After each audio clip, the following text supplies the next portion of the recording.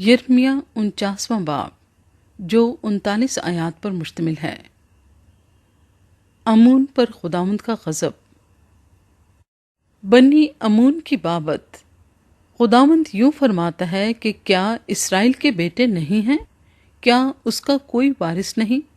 फिर मिल्कूम ने क्यों जद पर कब्जा कर लिया और उसके लोग उसके शहरों में क्यों बसते हैं?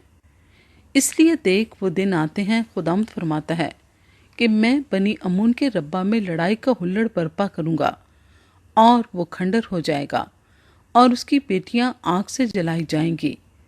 तब इसराइल उनका जो उसके वारिस बन बैठे थे वारिस होगा, खुदावंद फरमाता है। ए हसबून वावेला कर के आई बर्बाद की गई। ए रब्बा की बेटियों चिल्लाओ और टाट ओढ़ कर मातम करो और अहातों में इधर उधर दौड़ो, क्योंकि मिल्कूम असीरी में जाएगा और उसके काहिन और उमरा भी साथ जाएंगे। तू क्यों वादियों पर फख्र करती है? तेरी वादी सैराब है। ऐ बरगश्ता बेटी, तू अपने खजानों पर तकिया करती है कि कौन मुझ तक आ सकता है।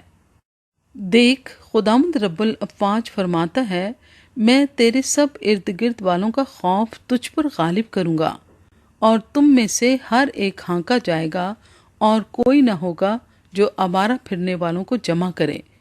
मगर उसके बाद मैं बनी अमून को असीरी से वापस लाऊंगा, खुदावंद फरमाता है। अदूम पर खुदावंद का गज़ब। अदूम की बाबत रब्बुल अफ़वाज यूं फरमाता है कि क्या तिमान में खिर्द मुतलिक ना रही? क्या आकिलों की मसलहत जाती रही? क्या उनकी अकल उड़ गई? ऐ ददान के बाशिंदों, भागो, लौटो और निशेबों में जा बसो, क्योंकि मैं इंतकाम के वक्त उस पर ऐसौ की सी मुसीबत लाऊंगा। अगर अंगूर तोड़ने वाले तेरे पास आए तो क्या कुछ दाने बाकी ना छोड़ेंगे? या अगर रात को चोर आए तो क्या वो हस्बे ख्वाहिश ही ना तोड़ेंगे?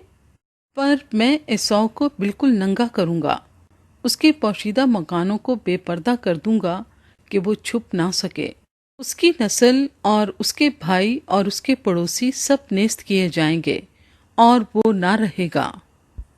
तू अपने यतीम फर्जंदों को छोड़, मैं उनको जिंदा रखूंगा और तेरी बेवाएं मुझ पर तवक्कल करेंगी।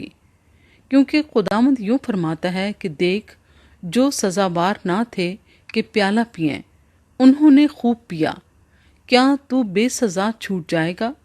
तू बेसजा ना छूटेगा, बल्कि यकीनन उसमें से पिएगा, क्योंकि मैंने अपनी ज़ात की कसम खाई है, खुदावंद फरमाता है, कि बुसरा जाए हैरत और मलामत और वैरानी और लानत होगा और उसके सब शहर अब्दुल आबाद वैरान रहेंगे। मैंने खुदावंद से एक खबर सुनी है, बल्कि एक एलची ये कहने को कौमों के दरमियान भेजा गया है कि जमा हो और उस पर जा पड़ो और लड़ाई के लिए उठो, क्योंकि देख, मैंने तुझे कौमों के दरमियान हकीर और आदमियों के दरमियान जलील किया। तेरी हैबत और तेरे दिल के गरूर ने तुझे फरेब दिया। ऐ तू जो चट्टानों के शिगाफों में रहती है और पहाड़ों की चोटियों पर काबिज है, अगरचे तू उकाब की तरह अपना आशियाना बुलंदी पर बनाए, तो भी मैं वहां से तुझे नीचे उतारूंगा, खुदावंद फरमाता है। और अदूम भी जाए हैरत होगा, हर एक जो उधर से गुजरेगा हैरान होगा और उसकी सब आफतों के सबब से सुस्कारेगा। जिस तरह सदूम और अमूरा और उनके आसपास के शहर गारत हो गए, उसी तरह उसमें भी ना कोई आदमी बसेगा, ना आदमजात वहां सुकूनत करेगा, खुदावंद फरमाता है।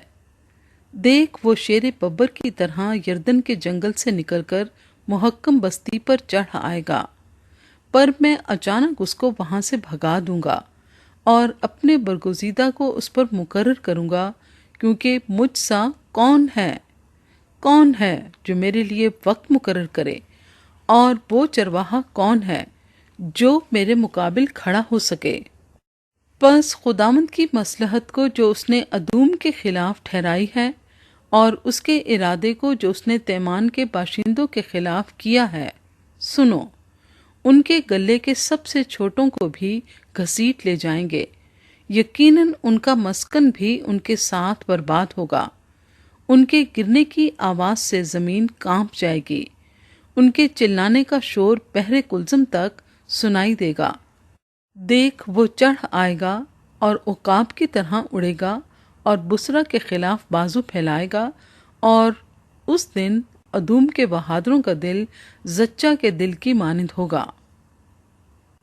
دمشق پر خدا کا غضب۔ دمشق کی بابت حمات اور عرفات شرمندہ ہیں کیونکہ انہوں نے بری خبر سنی، وہ پگھل گئے۔ سمندر نے جنبش کھائی، وہ ٹھہر نہیں سکتا۔ دمشق کا زور ٹوٹ گیا، اس نے بھاگنے کے لیے منہ پھیرا اور تھرتھراہٹ نے اسے آ لیا۔ زچہ کے رنج و درد نے اسے آ پکڑا۔ یہ کیوں کر ہوا کہ وہ نامور شہر، میرا شادمان شہر نہیں بچا؟ سو اس کے جوان اس کے بازاروں میں گر جائیں گے اور سب جنگی مرد اس دن کاٹ ڈالے جائیں گے، رب الافواج فرماتا ہے۔ اور میں دمشق کی شہر پناہ میں آگ بھڑکاؤں گا جو بن حدد کے محلوں کو بھسم کر دے گی۔ کیدار کے قبیلے اور حسور کے شہر پر خداوند کا غضب۔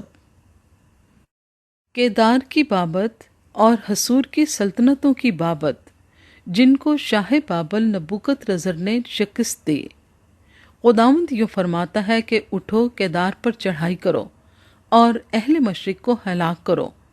وہ ان کے خیموں اور گلوں کو لے لیں گے، ان کے پردوں اور برتنوں اور اونٹوں کو چھین لے جائیں گے، اور وہ چلا کر ان سے کہیں گے کہ چاروں طرف خوف ہے، بھاگو، دور نکل جاؤ۔ نشیب میں بسو اے حسور کے باشندوں، خداوند فرماتا ہے، کیونکہ شاہ بابل نبوکت رزر نے تمہاری مخالفت میں مشورت کی اور تمہارے خلاف ارادہ کیا ہے۔ خداوند فرماتا ہے، اٹھو، اس آسودہ قوم پر جو بے فکر رہتی ہے، جس کے نہ کواڑے ہیں نہ اڑبنگے اور اکیلی ہے، چڑھائی کرو۔ اور ان کے اونٹ غنیمت کے لیے ہوں گے اور ان کے چوپایوں کی کثرت لوٹ کے لیے، اور میں ان کے لوگوں کو جو گاؤ دم داڑھی رکھتے ہیں ہر طرف ہوا میں پراگندہ کروں گا، اور میں ان پر ہر طرف سے آفت لاؤں گا، خداوند فرماتا ہے۔ اور حسور گیدڑوں کا مقام ہمیشہ کا ویرانہ ہوگا، نہ کوئی آدمی وہاں بسے گا اور نہ کوئی آدم ذات اس میں سکونت کرے گا۔ اعلام پر خداوند کا غضب۔ خداوند کا کلام جو شاہ یہودا صدقیہ کی سلطنت کے شروع میں اعلام کی بابت یرمیہ نبی پر نازل ہوا کہ رب الافواج یوں فرماتا ہے کہ دیکھ، میں اعلام کی کمان ان کی بڑی توانائی کو توڑ ڈالوں گا، اور چاروں ہواؤں کو آسمان کے چاروں کونوں سے اعلام پر لاؤں گا، اور ان چاروں ہواؤں کی طرف ان کو پراگندہ کروں گا، اور کوئی ایسی قوم نہ ہوگی جس تک اعلام کے جلاوطن نہ پہنچیں گے، کیونکہ میں اعلام کو ان کے مخالفوں اور جانی دشمنوں کے آگے ہراساں کروں گا، اور ان پر ایک بلا یعنی قہر شدید کو نازل کروں گا، خداوند فرماتا ہے، اور تلوار کو ان کے پیچھے لگا دوں گا، یہاں تک کہ ان کو نابود کر ڈالوں گا، اور میں اپنا تخت اعلام میں رکھوں گا، اور وہاں سے بادشاہ اور عمرہ کو نابود کروں گا، خداوند فرماتا ہے۔ پر آخری دنوں میں یوں ہوگا کہ میں اعلام کو اسیری سے واپس لاؤں گا، خداوند فرماتا ہے۔